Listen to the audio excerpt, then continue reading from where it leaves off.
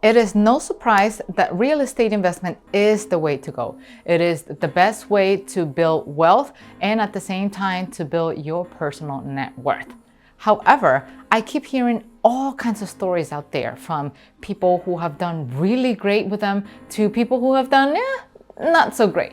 And so I was wondering, what is it that makes people that do great, like what is it that they're doing right that the other type of people are not getting, right? How do you truly analyze a property so that way you know if it's worthy of your investment or not?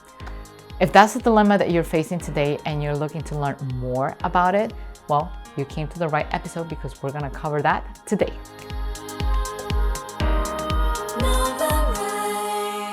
Hello everyone, and welcome back to another episode at Novarise Invest. And if this is your first time tuning into this channel, this is your channel for real estate education.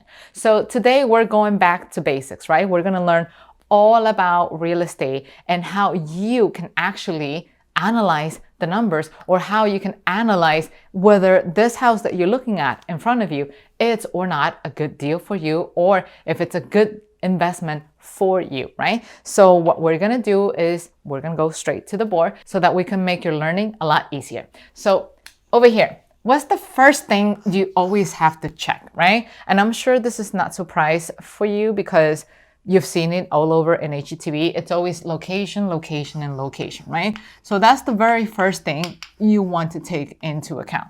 Why? Because we're creatures of habit and we're always looking to stay as close as possible to the activities that we normally conduct, or whatever is it that it's helping us generate income or creating a better lifestyle or quality of life, right? So one of the key things that a lot of people might want to consider is closeness to schools, right? And not just any schools, but to good schools, right? Because if you have children, you want to make sure that they're going to the best school as possible. And then you, as a real estate investor, if you happen to own some of those properties close to great school districts, what do you think is going to happen? Your equity, it's going to go up a lot more because your house is going to be worth a lot more money. And at the same time, you get to charge more rent, right? So proximity to school, it's a big deal. Proximity to jobs, it is also a great deal. That's why in New York City, people get to charge so much money in rent because that's where the jobs are. I mean, with the exception of the pandemic where everybody wound up leaving, but now everybody's coming back and rent and the market is actually going back to normal. So the closer you are to your job, the better, because nobody wants to commute 2 hours to get to work, right? You still need a decent commute. Maybe not 10 minutes, that would be ideal, but sometimes we cannot afford it, right? So if you have a property or a rental that is relatively close to jobs, right? Not just a job, but like multiple jobs, multiple industries, then you're pretty much set because you will receive demands from all over the place. And then the next things that follow is, proximity to food, right? And by food, I could talk about supermarkets, I could be referring to restaurants, and at the same time to parks, right? Anything that is recreational, because people need to stay busy and people need to have fun. So anything that's close to whatever is recreational. Now, the second thing that you need to take into account are the expenses, right? And I cannot emphasize this. This is really important because people fail to really understand the importance of it. So there are two types of expenses that you need to take into account. The first one is the financial expenses. And then the second one is the operating expenses. So what makes up anything that's financial, right? So we're talking about the mortgage. So mortgage will be principal and interest. And then what makes up anything that's an operating expense? So we can start with, let's say, utilities, right? So depending on, let's say, the type of market that you are, you might have to provide for water services, or maybe not, depending on your state. And some states do provide heat, some others, they don't, right? How about cutting grass, right? How about property management? And another thing that is very important, vacancy. You have to account for that as an operating cost as well. Why? Because in an ideal world, of course, we want our properties to be rented right away, but you have a screening process. You can't just rent it to anybody. And waiting for the right tenant to show up can also take some time because you need to screen them. You need to make sure that they are, in fact, the right tenant for you, the tenant that's going to take care of your property and also pay for your rent at the same time. And then any other expenses to account for accidents, right? Because accidents do happen. Things do wear and tear over time. You know, eventually you'll have to fix stuff. You know, like not everything is gonna stay spotless forever. And so people fail to understand this. People, they just come in and they say, oh, you know what? I love this house. I love this neighborhood. Everything is like me, me, me, me, me, me. I love it. I love it. I love it. No, it's not about you. Investing in real estate or in any type of investment, it's about the numbers. The numbers have to make sense. And I cannot emphasize how many times I've seen something like this, right? So let's say they buy a house, you know, this random person, John Doe, buys a house, and the house is generating $1,500 a month.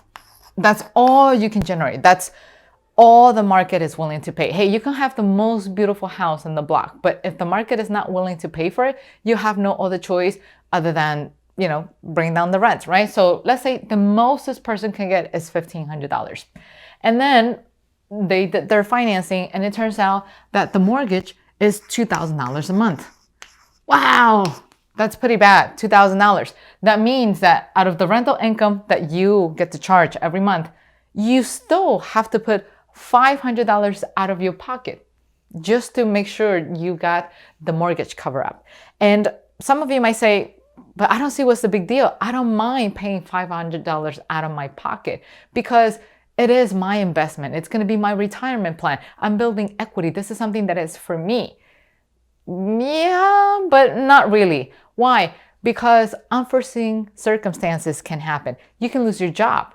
I mean, isn't that what has been happening lately because of the pandemic? You can lose your job and now you have to worry about paying your rent or paying your mortgage and paying your food, paying your children's food. And then in addition to that, worry about paying for your investment as well, because you do have to come up with $500 every month. Otherwise, you will end up foreclosing on the house.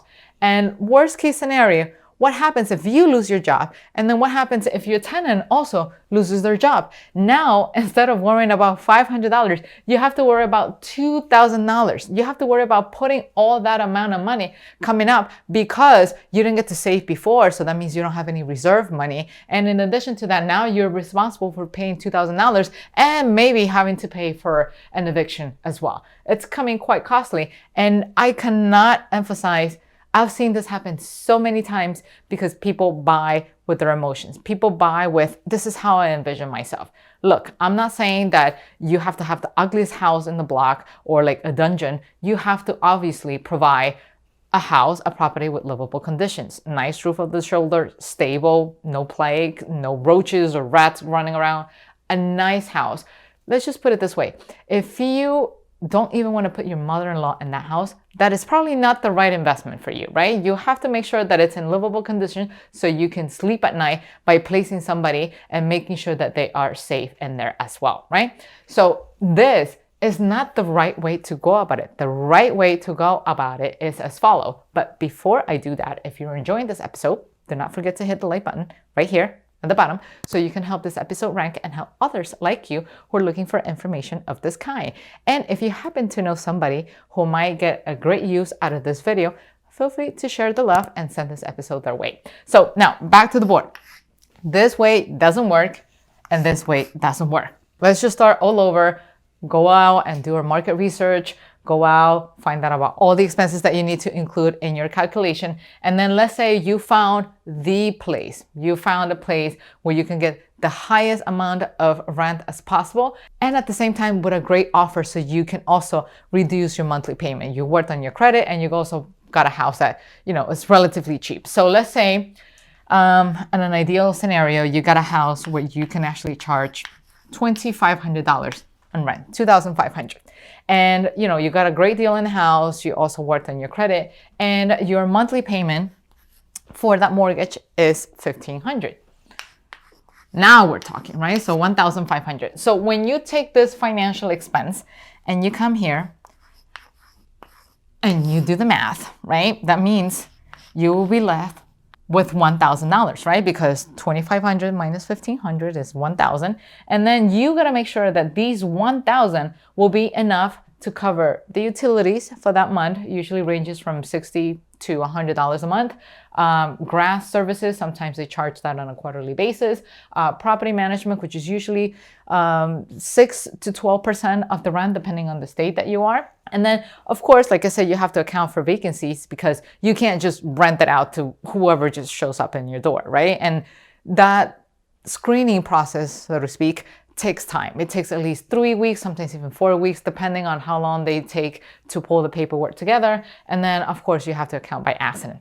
If, right, this $1,000, it's enough to cover all of these expenses and at the same time have money left for you to save it, put it on the side, and use that money eventually to buy a second or a third or fourth or fifth property, then that means you did good. It means you had a good return in your investment, a great ROI. And of course, the higher the amount of money that you're left with, the better. That means you're getting good cash flow, right? And of course, the lower the cash flow, the not so good the investment. It doesn't mean it's bad. It's just, it's not as great. And you want it to be great. You definitely want to be able to get cash flow at the end of the day and maximize that cash flow. What is cash flow? It is all your income minus expenses, and whatever number is left, that's your cash flow, okay?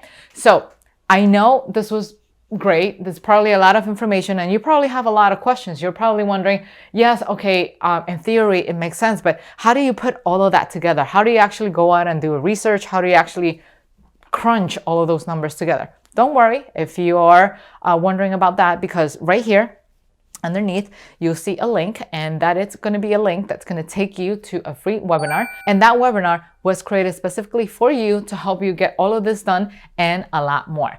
One thing I'm going to need from you though is to pick a date and time where you have no distraction whatsoever. This is not the kind of webinar where you can sit down and just listen to on the fly. You will actually need to block your calendar. Make sure you get no distractions, no Facebook, no Instagram messages, no WhatsApp messages whatsoever. Come to the webinar with a notebook, a working pen, make sure it's working so you can actually take notes. And the webinar is going to take at least 2 hours of your time. So make sure you block that time frame so you can sit through it and watch it and take as many notes as you can, because I want you to be successful. And the best part is the webinar is free of charge. So make sure you check the link right here and you sign up for the webinar, and I will see you over there. Take care. Bye-bye.